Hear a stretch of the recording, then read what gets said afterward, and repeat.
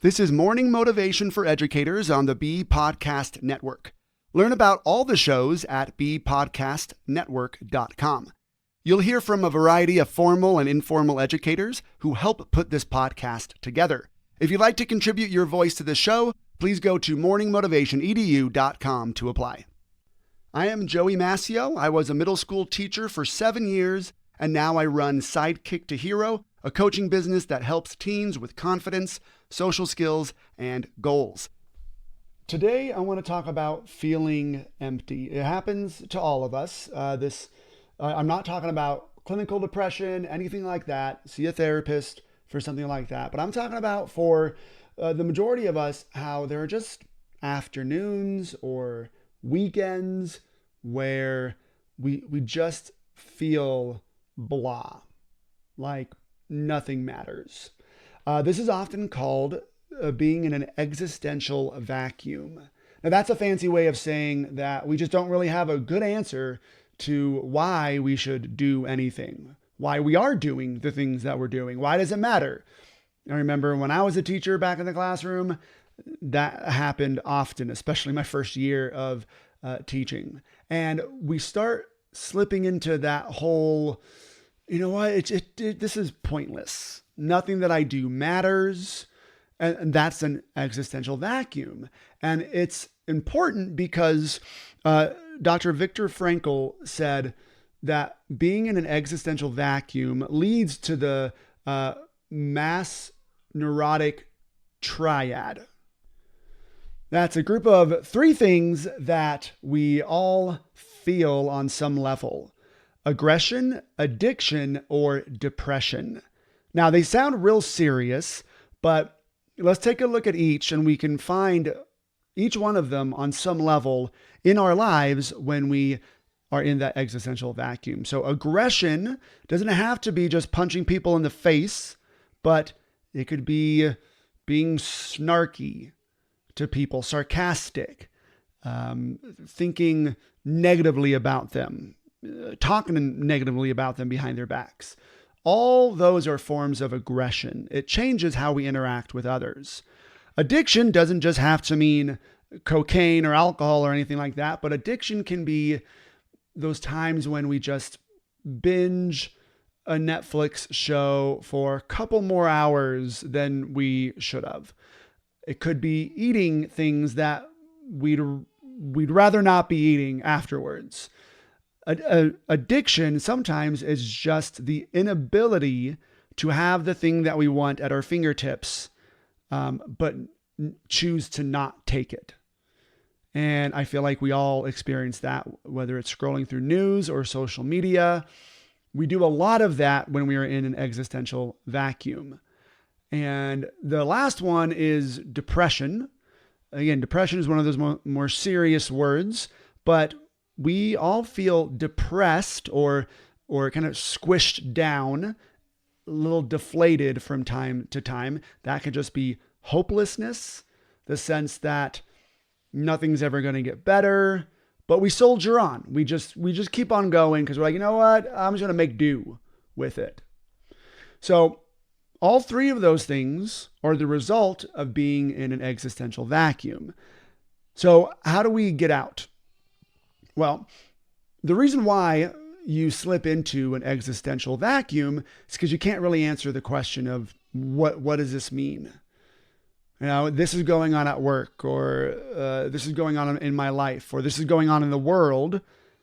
I don't know what it means.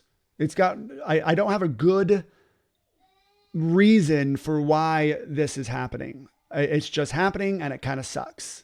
So Frankl says there's three things that we can do to help restore meaning back into our life and get out of the existential vacuum. So the first is engage in meaningful work. Now, I know what you're thinking. I'm in education. There's no more meaningful work than this.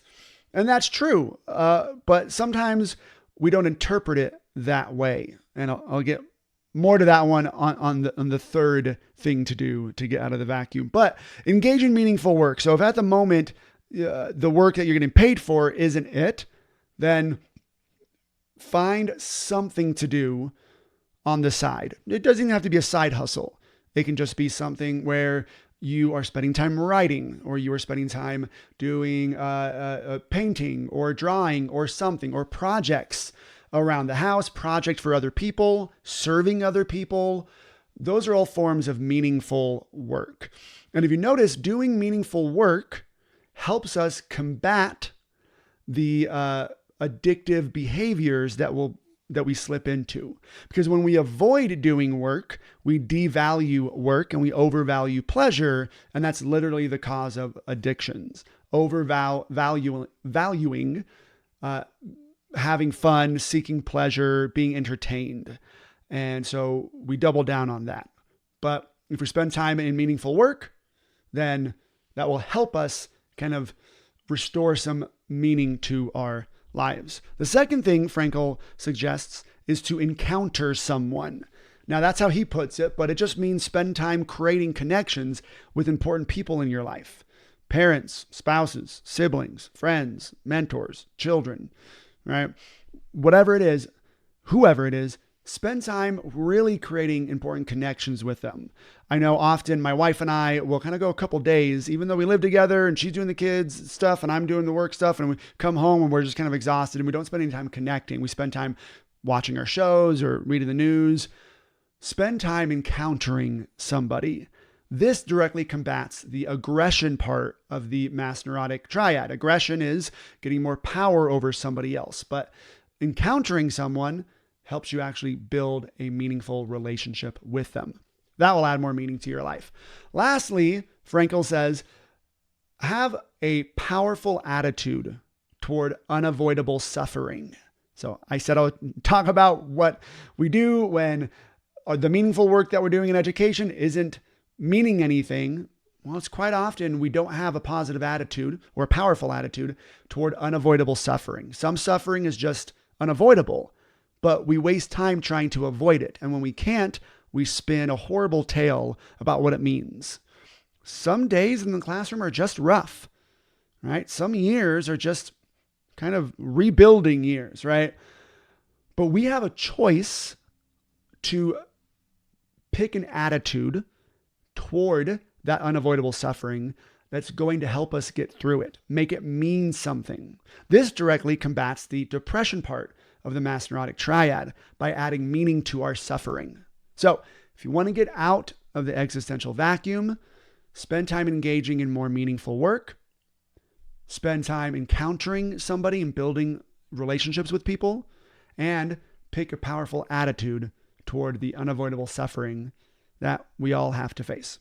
Thanks for listening, and whatever role you have in education, we have a podcast for you at bpodcastnetwork.com. Who among your friends and colleagues needs to hear this message today? Please share it with them right now.